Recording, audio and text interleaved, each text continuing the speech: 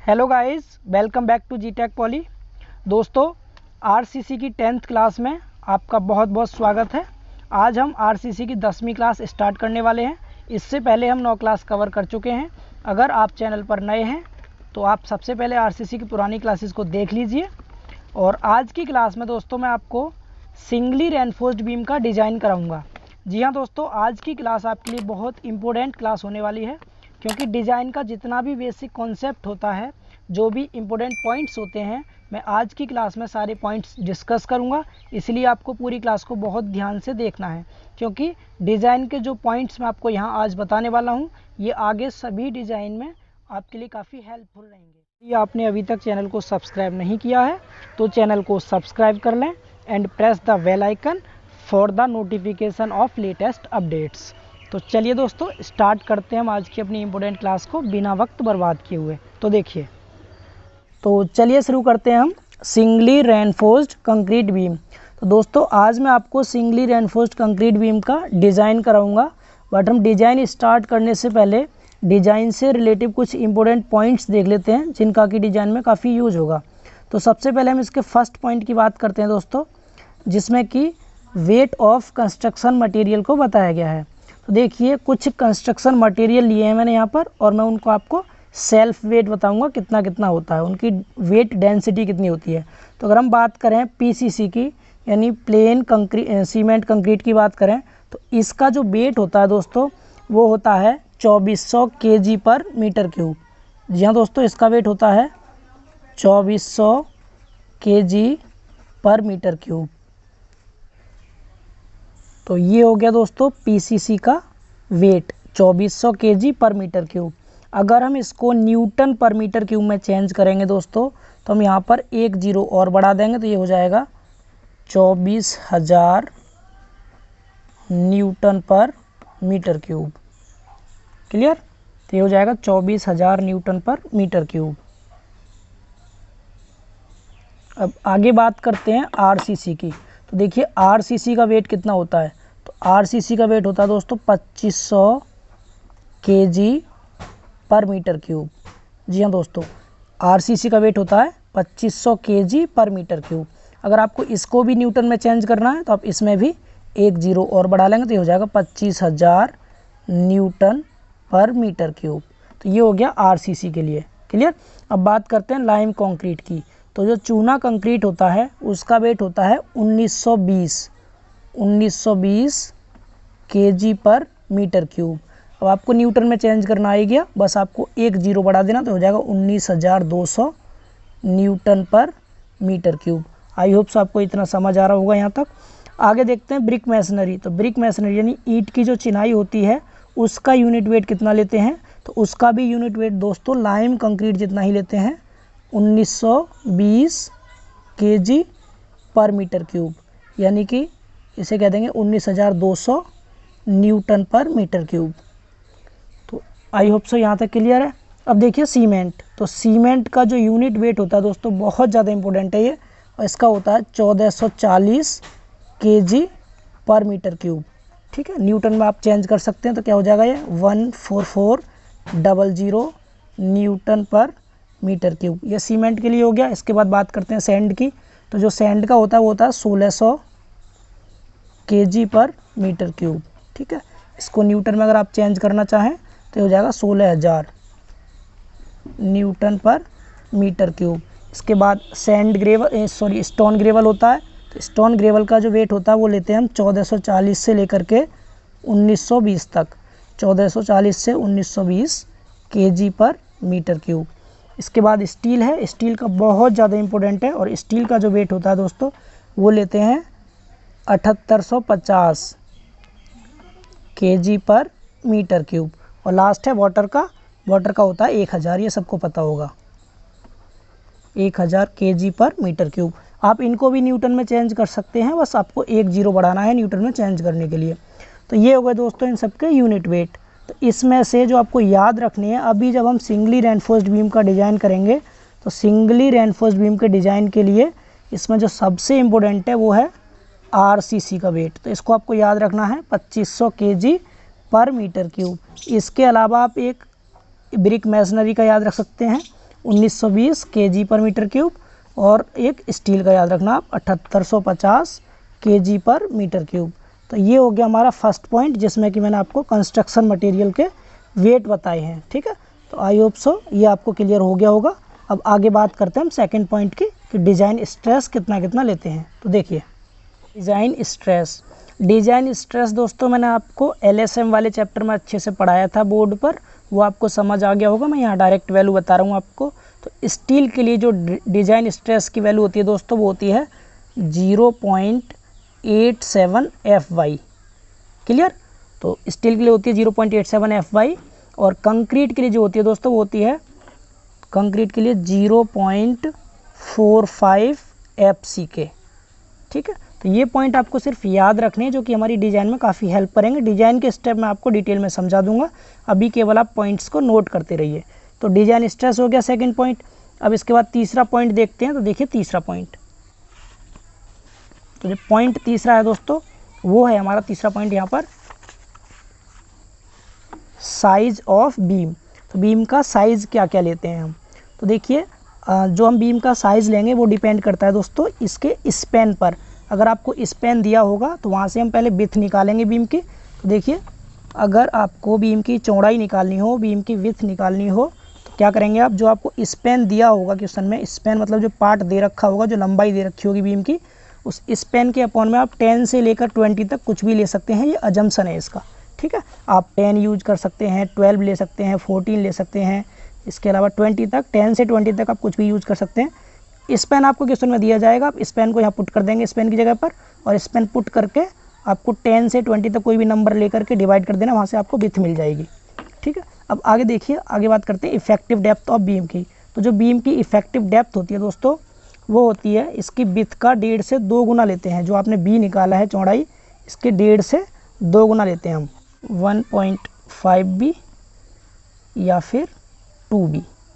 ये होती है स्मॉल डी की वैल्यू।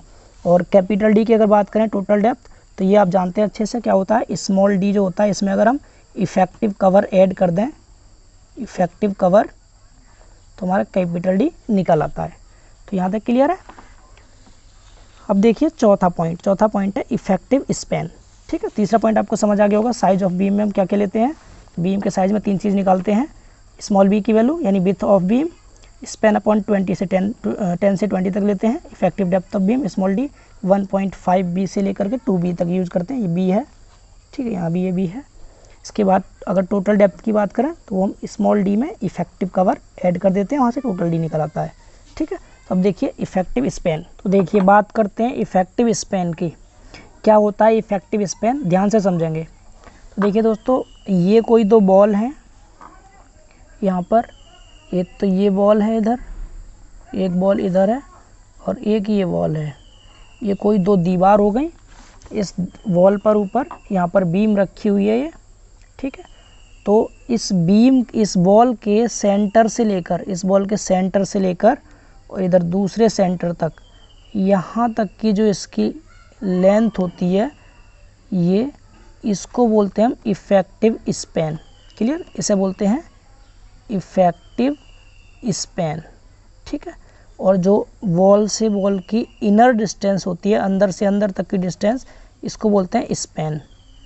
ठीक है, तो स्पैन को तो हम कैपिटल L से डिनोट करते हैं, और इफेक्टिव स्पैन को स्मॉल l से डिनोट करते हैं।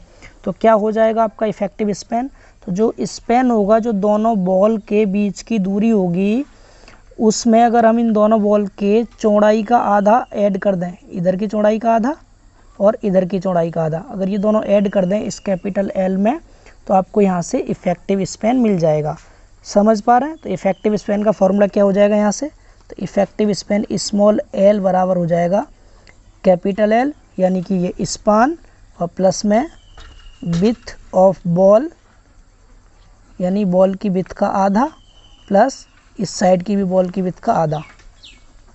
अगर दोनों बॉल की चौड़ाई बराबर है, तब तो आप कोई एक चौड़ाई लेके ऐड कर सकते हैं। इसके अलावा आप इस बॉल का भी चौड़ाई का आधा करना है, और इस बॉल की चौड़ाई का भी आधा करके ऐड कर देना है।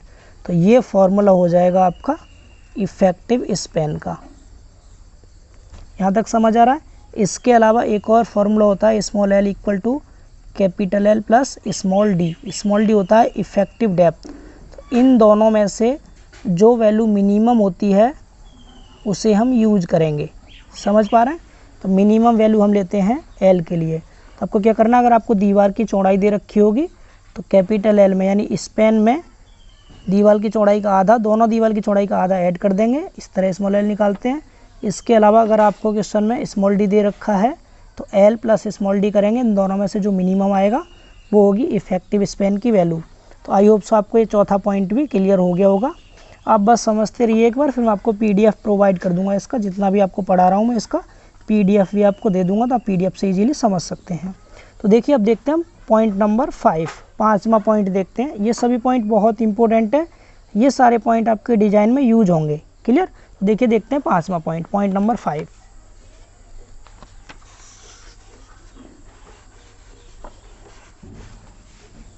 तो देखिए point number 5, shear force and bending moment. तो सबसे पहले हम बात करते हैं सिंपली सपोर्टेड बीम की।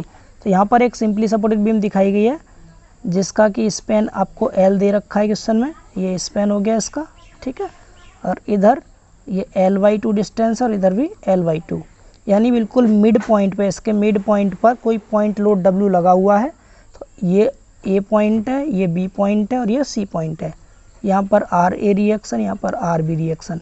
तो अगर हम इस बीम में बात करें, जब कभी भी किसी भी सिंपली सपोर्टेड बीम के मिड पॉइंट पे पॉइंट लोड लगा होता है तो उसके लिए जो शियर फोर्स की वैल्यू होती है, shear force B equal to वो होता है दोस्तों W/2। क्लियर? W/2। अब आप इसको याद कैसे रखेंगे? देखिए यहाँ पर लगा हुआ था W लोड, अब दो रिएक्शन है, दोनों रिएक्शन पे आधा आधा रख दीजिए। RB की वैल्यू भी W/2 और RA की वैल्यू भी W/2। तो रिएक्शन पे जो वैल्यू निकल के आती है यही मैक्सिमम शियर फोर्स की वैल्यू होती है। समझ पा रहे हैं? तो ये हो गया शियर फोर्स। अगर इसके लिए बेंडिंग मोमेंट की बात करें तो बेंडिंग मोमेंट जो होता है इसका दोस्तों, बेंडिंग मोमेंट वो लेते हैं हम WL/4। WL/4 ये आपको डायरेक्टली एज ए फॉर्मूला याद रखना है, ठीक है। तो शियर फोर्स कितना? W/2 और बेंडिंग मोमेंट कितना? WL/4। समझ आ गया? जब भी किसी सिंपली सपोर्टेड बीम के मिड पॉइंट पे पॉइंट लोड होगा तो शियर फोर्स और बेंडिंग मोमेंट के फॉर्मूले ये होंगे। इसके बाद बात करते हैं हम, जब सिंपली सपोर्टेड बीम की टोटल लेंथ पर, यानी जिसकी जितनी लंबाई है टोटल स्पैन पर, अगर UDL आ रहा हो तो इस UDL के लिए जो शियर फोर्स की वैल्यू होती है वो क्या होती है?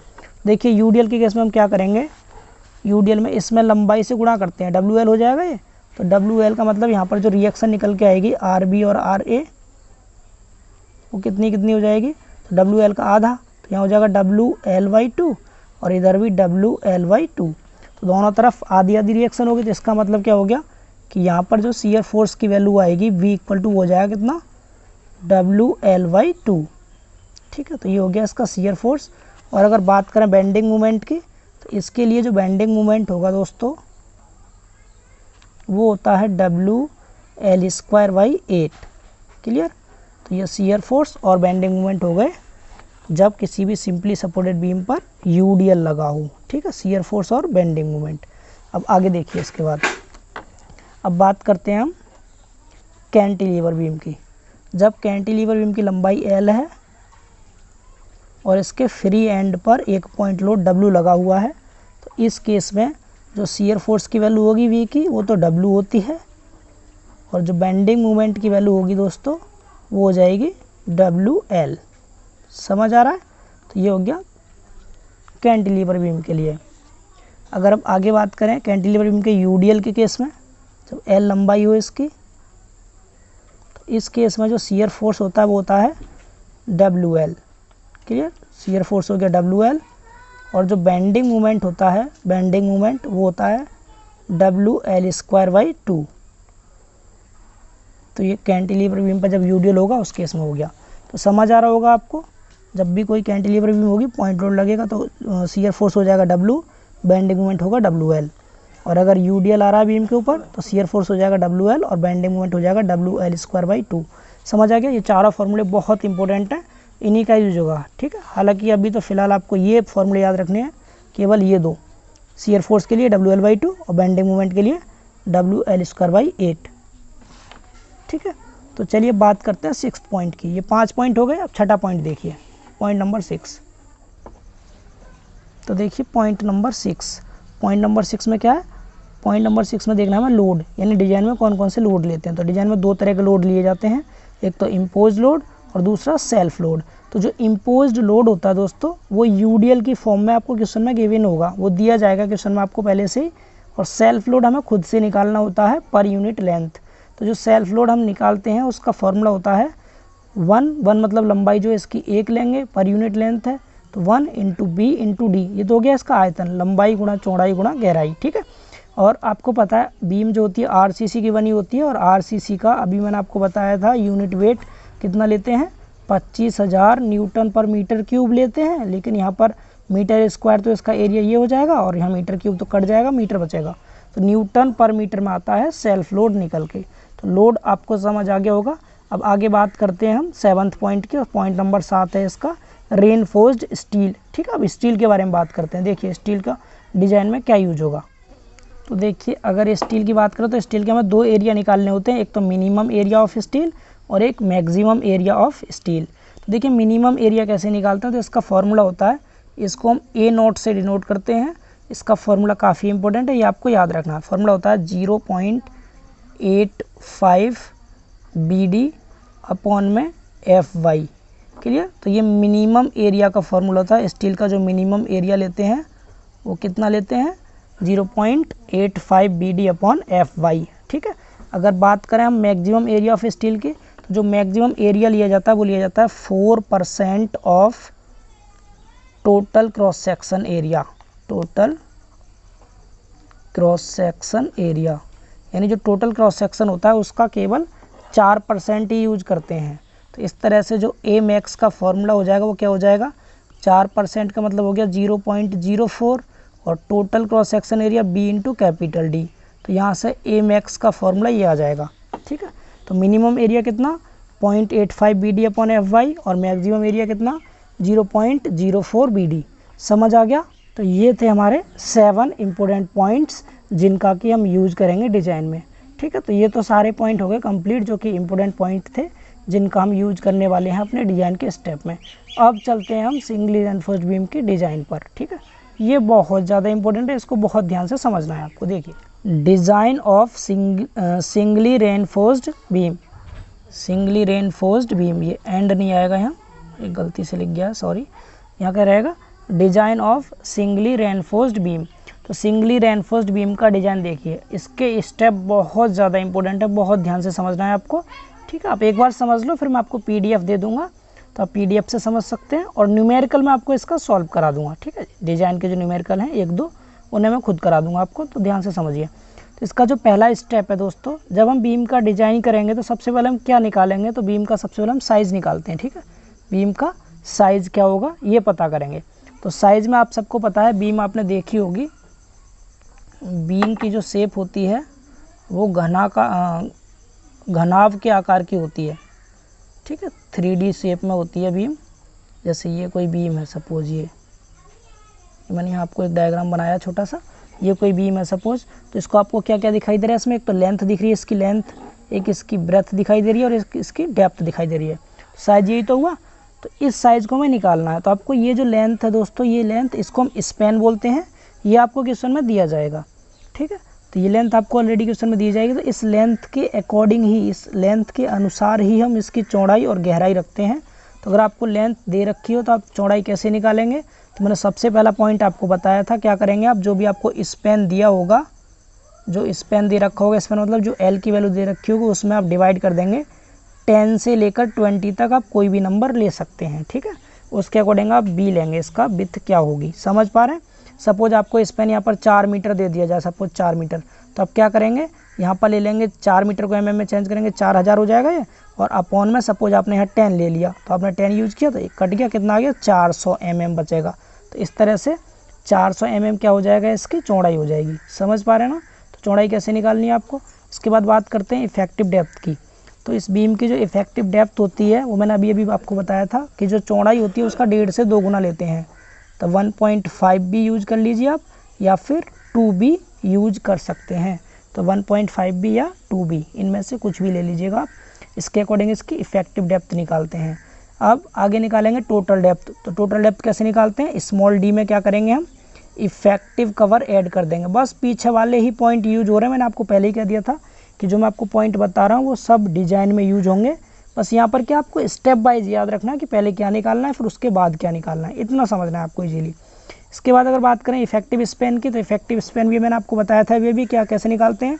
तो जो आपको स्पेन दिया होगा कैपिटल एल, उसमें क्या जोड़ देंगे, जो आपको दीवार दे रखी होगी बॉल का आधा, दोनों बॉल का आधा ऐड कर देते हैं, बॉल की चौड़ाई का आधा दोनों तरफ से, ठीक है। या फिर जो एल है इसमें स्मॉल डी जोड़ेंगे। अब इन दोनों में से जो मिनिमम आएगा वो ले लेंगे हम स्मॉल एल की वैल्यू, इफेक्टिव स्पेन की वैल्यू। तो ये था पहला स्टेप, जिसमें कि हमें क्या निकालना है, इसका साइज़ निकालना है कि इसकी लंबाई कितनी है, इसकी चौड़ाई कितनी है, इसकी गहराई कितनी है। क्लियर। चलिए आगे बात करते हैं स्टेप सेकंड की। स्टेप फर्स्ट आपको क्लियर हो गया होगा, ठीक है। देखिए स्टेप सेकंड,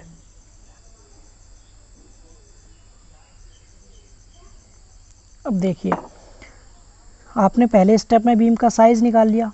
अब सेकंड स्टेप में आप निकालेंगे कि जो बीम है, जो भी आपको बीम डिज़ाइन करनी है, अब उस बीम के ऊपर लोड कितना आ रहा है, ठीक है, लोड कितना आ रहा है, अब आपको इस लोड को कैलकुलेट करना है, ठीक। तो आपको एक लोड तो क्वेश्चन में दिया जाएगा ऑलरेडी, जो कि इम्पोज्ड लोड होगा, जो बाहर से लोड आएगा इसके ऊपर W1, ये आपको क्वेश्चन में दे रखा होगा पहले से ही। तो अगर हम बात करें इम्पोज्ड लोड की W1 की, तो ये आपको क्या होगा, क्वेश्चन में गिवन होगा। हो सकता है यूडीएल की फॉर्म में दे दे आपको, या फिर यूडीएल पॉइंट लोड दोनों की फॉर्म में दे सकता है, ये आपको दिया जाएगा। अगर बात करें सेल्फ लोड की W2 की, तो मैंने अभी भी आपको इसका फॉर्मूला बताया था, 1 × B × कैपिटल D, इंटू में कितना लेते हैं 25,000, ठीक है, न्यूटन पर मीटर, ठीक है। 2500 kg पर मीटर क्यूब होता है इसका RCC का वेट, लेकिन न्यूटन में लेंगे तो 25,000 लेते हैं, इतना समझ गए। आगे बात करें टोटल लोड की, तो टोटल लोड कितना हो जाएगा, W1 और W2 दोनों को जोड़ दो, यहाँ से टोटल लोड आ जाएगा। इसके बाद आगे निकालेंगे फैक्टर्ड लोड। इस फैक्टर्ड लोड को हम डिजाइन लोड भी कहते हैं, और इस फैक्टर्ड लोड WD से डिनोट करते हैं इसे, क्योंकि डिजाइन लोड भी कह देते हैं। इसकी जो वैल्यू होती है वो क्या होती है, क्योंकि हम डिजाइन LSM मेथड से करेंगे, इसलिए जो आपका टोटल लोड निकला था W, इसमें हम 1.5 से मल्टीप्लाई कर देते हैं टोटल लोड में। अब 1.5 से ही मल्टीप्लाई क्यों करते हैं, क्योंकि 1.5 क्या होता है, ये होता है पार्शियली सेफ्टी फैक्टर। तो पार्शियली सेफ्टी फैक्टर दो लोड के लिए जो होता है वो होता है 1.5, तो इसलिए डिजाइन लोड निकालने के लिए हम 1.5 W का यूज करेंगे। तो लोड आपको समझ आ गए होंगे, यूडीएल आपको क्वेश्चन में दिया जाएगा, सेल्फ वेट खुद से निकालना है, फिर दोनों को ऐड कर देना है, फिर इसमें 1.5 का गुणा करके WD निकाल लेना है। क्लियर। तो ये हो गया दूसरा स्टेप। अब बात करते हैं स्टेप 3 की। तो जो तीसरा स्टेप होगा दोस्तों वो होता है कैलकुलेशन फॉर बेंडिंग मूवमेंट। अब बेंडिंग मूवमेंट की कैलकुलेशन करनी है। तो बेंडिंग मूवमेंट के मैंने आपको फॉर्मूले लिखवाए थे। अगर कोई बीम सिंपली सपोर्टेड है, इस पर अगर यूडीएल आ रहा हो, क्योंकि यूडीएल के ज़्यादा केस बनते हैं क्वेश्चंस में, ठीक है, एल लेंथ है इसकी, यूडीएल आ रहा है W, तो इसके लिए जो बेंडिंग मूवमेंट का फॉर्मूला होगा दोस्तों वो होता है WL²/8। समझ पा रहे हैं। तो बेंडिंग मूवमेंट का फॉर्मूला क्या होगा, WL²/8। W की जो वैल्यू यहाँ पर यूज करनी है आपको, वो डिज़ाइन वाली यूज करनी है, WD यूज करनी है, और L की जो वैल्यू है वो आपको इफेक्टिव स्पैन यूज करना है। समझ पा रहे हैं। तो ये बेंडिंग मूवमेंट का फॉर्मूला हो गया, ये हो गया आपका स्टेप 3। स्टेप 3 भी क्लियर है। अब आगे देखिए स्टेप 4। स्टेप 4 आपने अब तक 3 स्टेप निकाल लिए, कौन कौन से। सबसे पहले आपने साइज़ निकाला, फिर लोड निकाला, फिर बेंडिंग मूवमेंट निकाला। अब चौथी चीज़ क्या निकालेंगे हम यहाँ से, अब निकालेंगे चौथी चीज़ मूवमेंट ऑफ रेजिस्टेंस, ठीक है, जिसे आप MU बोलते हैं। तो अब चौथा स्टेप आता है हमारा मूवमेंट ऑफ रेजिस्टेंस। देखिए चौथा स्टेप मूवमेंट ऑफ रेजिस्टेंस।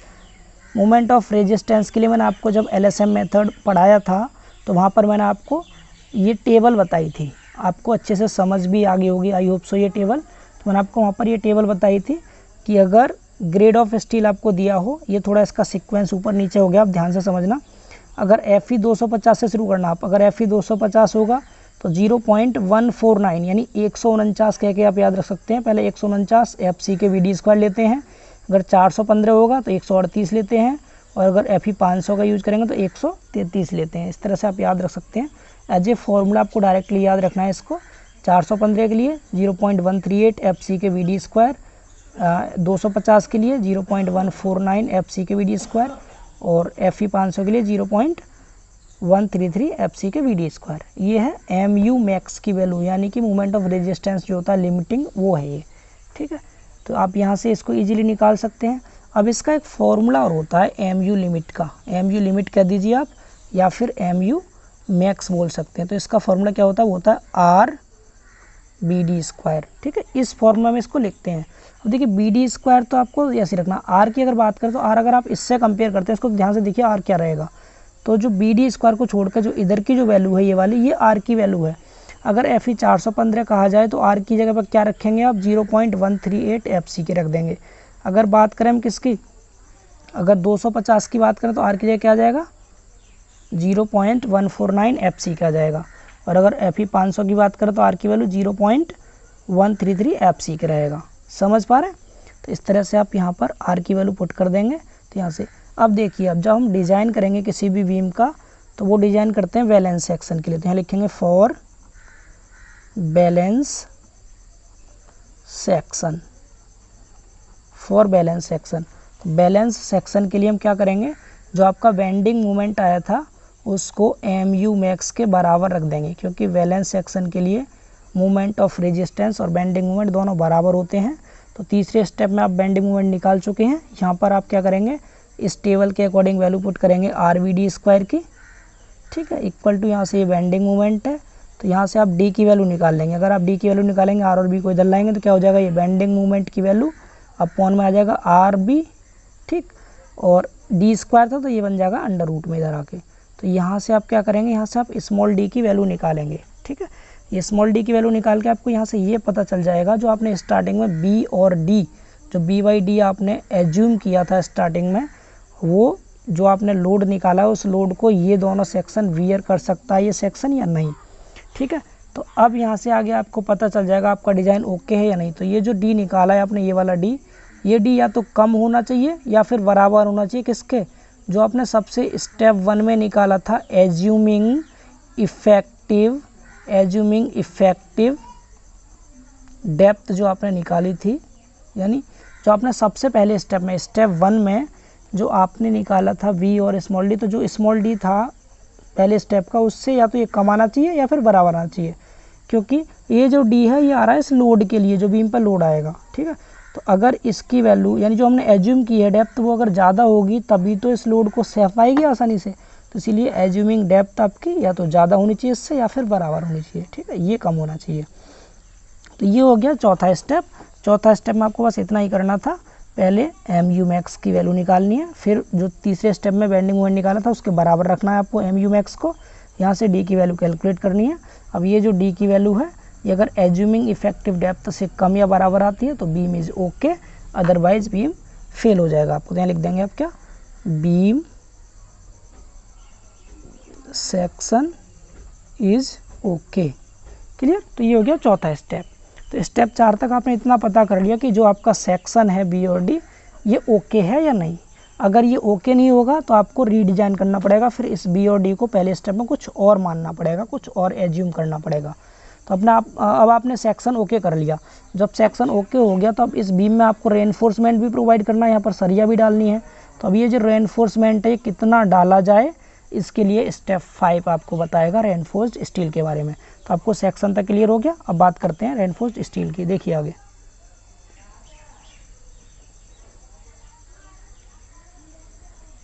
अब देखिए रेनफोर्स्ड स्टील, यानी 5वां स्टेप आएगा स्टील के बारे में। बीम में हमें जो स्टील प्रोवाइड करनी है, तो सबसे पहले निकालेंगे हम एरिया ऑफ स्टील। तो एरिया ऑफ स्टील का फॉर्मूला क्या होगा, आप ध्यान से समझेंगे। देखिए, आपको मैंने एक फार्मूला पढ़ाया था जब LSM और WSM में आपको पढ़ा रहा था, उस समय मैंने आपको बताया था कि जो PT का फॉर्मूला होता है, PT बराबर,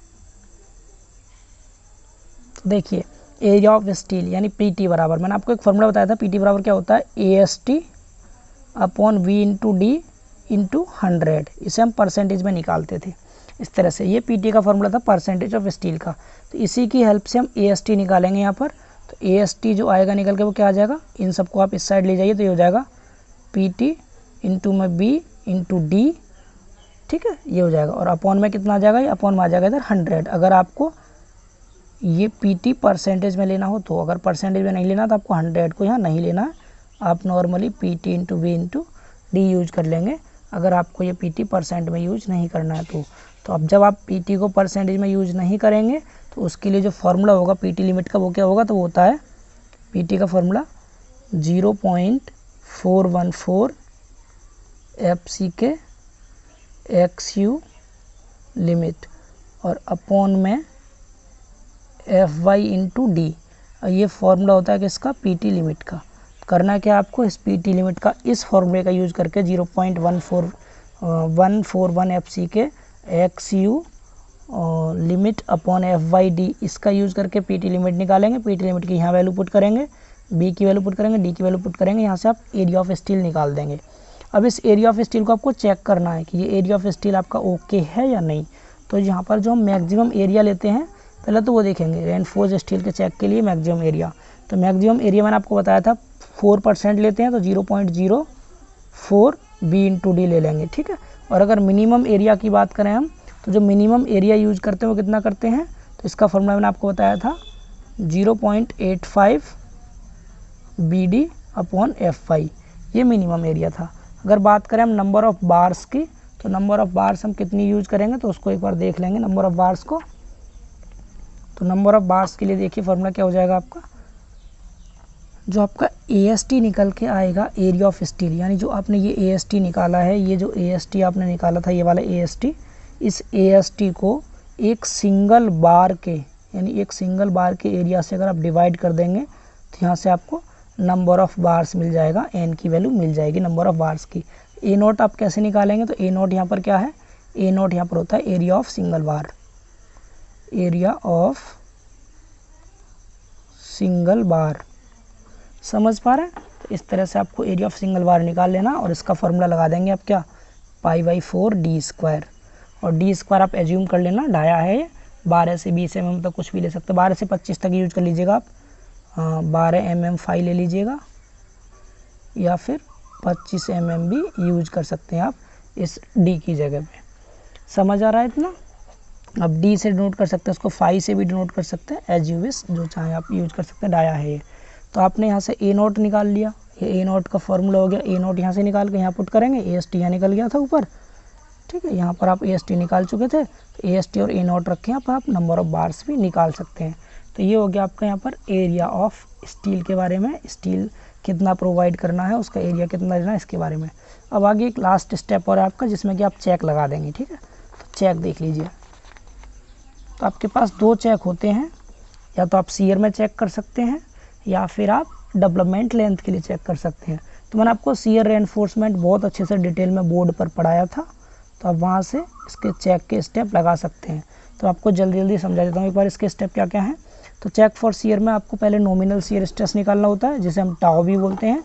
टाउ बी का फॉर्मूला क्या होता है, BU upon V into D होता है, ये मैंने आपको सब पढ़ा रखा है ऑलरेडी, ठीक है। इसके बाद अगर बात करें डिजाइन शियर स्ट्रेंथ की टाउ सी की, तो टाउ सी जो निकालते हैं हम, वो डिपेंड करता है किस पे, depend on percentage of steel, यानी कि PT पर, and grade of concrete, grade of concrete पर, ये मैंने आपको पढ़ाया था, ठीक है। तो इसकी जो वैल्यू निकालते हैं टाउ सी की, वो किससे निकालते हैं, वो हम टेबल से निकालते हैं, आपको टेबल दी जाएगी, आप उसके अकॉर्डिंग निकाल लेंगे, मैंने शियर वाले चैप्टर में आपको अच्छे से पढ़ाया था। आगे बात करें मैक्सिमम परमिजिबल शियर स्ट्रेस की, तो मैक्सिमम परमिजिबल शियर स्ट्रेस ये डिपेंड करता है किस पे, डिपेंड ऑन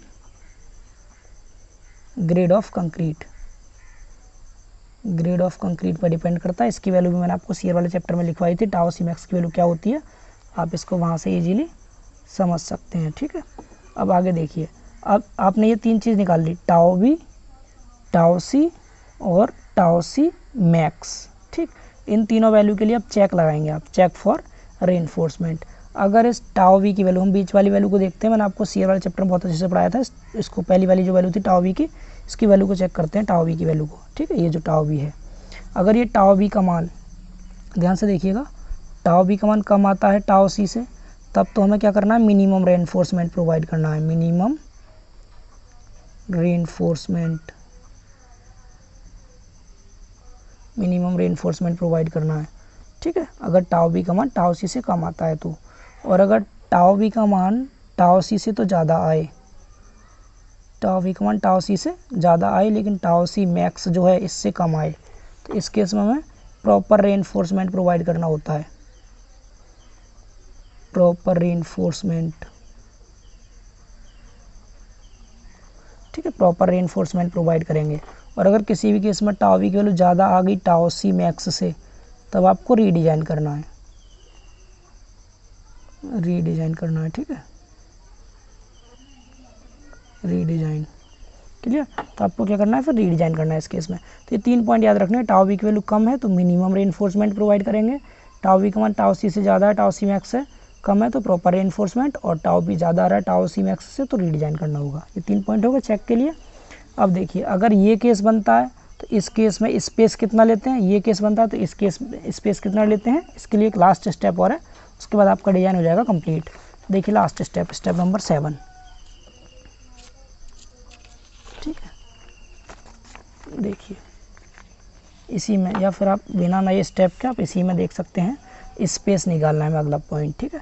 तो स्पेस में अगर हम मिनिमम, जो अभी मैंने आपको बताया था, अगर आपको मिनिमम रीइंफोर्समेंट प्रोवाइड करना है, मिनिमम रीइंफोर्समेंट, तो इस केस में जो स्पेस का फॉर्मूला रहता है जिसे हम एस भी बोलते हैं मिनिमम के केस में, तो वो कितना रहता है, वो रहता है 0.87 FY ASB अपॉन में 0.4 B।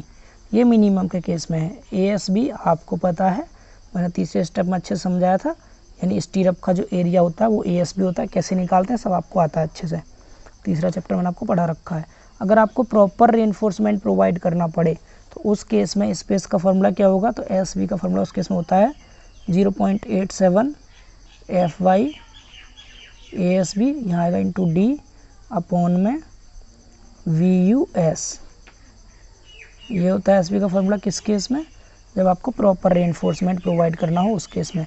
अब ये BUS क्या है, तो BUS होता है net shear stress, net shear force, और नेट शियर फोर्स का फॉर्मूला आपको पता है क्या होता है, VU माइनस टाउ सी BD। ये भी मैंने आपको कराया था। तो अब यहाँ से इजीली स्पेस निकाल सकते हैं। और एक फार्मूला और है स्पेस का तीसरा, ASB बराबर 0.75D या फिर 300 mm, इनमें से जो मिनिमम आएगा। तो आपको 3 फार्मूले होगा, एक तो ये वाला फार्मूला, एक ये वाला, 2 फार्मूले हैं मेनली। इन दोनों में से अगर प्रॉपर प्रोवाइड करना है तो ये दोनों फार्मूले हैं, और अगर मिनिमम प्रोवाइड करना है तो ये वाला फार्मूला रहेगा। इन दोनों में से आपको इसमें से और इसमें से एक ही फार्मूला यूज करना है। मिनिमम की कंडीशन आएगी तो ये लगाएंगे, प्रॉपर वाली कंडीशन आएगी इससे पिछले स्टेप के अकॉर्डिंग तो ये वाला फार्मूला यूज़ करेंगे।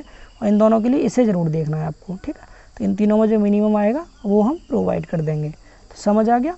तो ये था। इसके अलावा आप डेवलपमेंट लेंथ के लिए भी चेक कर सकते हैं। तो चेक फॉर डेवलपमेंट लेंथ की अगर बात करूँ तो इसके लिए आपको पता है LD का जो फॉर्मूला होता है less than and equal to 1.5 M1 upon BU, plus में L0 होना चाहिए। M1 आप जानते हैं MU होता है मोमेंट ऑफ रेजिस्टेंस, BU आपको पता है फैक्टर्ड शियर फोर्स होता है, L0 आप जानते हैं 12 फाई या फिर स्मॉल d, इनमें से ये फाई है, 12 फाई या स्मॉल d इनमें से जो कम हो मैक्सिमम होगा वो L0 लेते हैं। और LD का formula 0.87 FY phi upon 4 tau BD होता है। फाई की वैल्यू आप 20 mm एज्यूम कर सकते हैं, ठीक है। तो इस तरह से आप डेवलपमेंट लेंथ के लिए भी चेक कर सकते हैं। तो ये हो गया आपका सिंगली रेनफोर्स्ड बीम के डिज़ाइन के टोटल स्टेप। आई होप सो आपको ये डिज़ाइन के स्टेप समझ आ गए होंगे। तो इसके बाद मैं आपको डिज़ाइन का सेकंड पार्ट लेके आऊँगा, जिसमें कि जितने फार्मूले मैंने आपको आज बताए हैं इन सभी फार्मूलों का यूज करके हम डिज़ाइन के क्वेश्चन करेंगे, ठीक है। तो आप इन सभी फार्मूलों को, इन सभी स्टेप्स को एक बार अच्छे से रिवाइज कीजिए। इसका PDF मैं आपको डिस्क्रिप्शन में प्रोवाइड कर दूंगा, वहाँ से आप PDF का लिंक ओपन करके डाउनलोड कर लीजिएगा, उससे भी आप पढ़ सकते हैं इजीली। तो ठीक है फ्रेंड्स, फिर हम मिलते हैं इसके बाद नेक्स्ट वीडियो में। तब तक के लिए आप इनकी प्रैक्टिस करते रहिए क्वेश्चंस की। Bye bye, take care.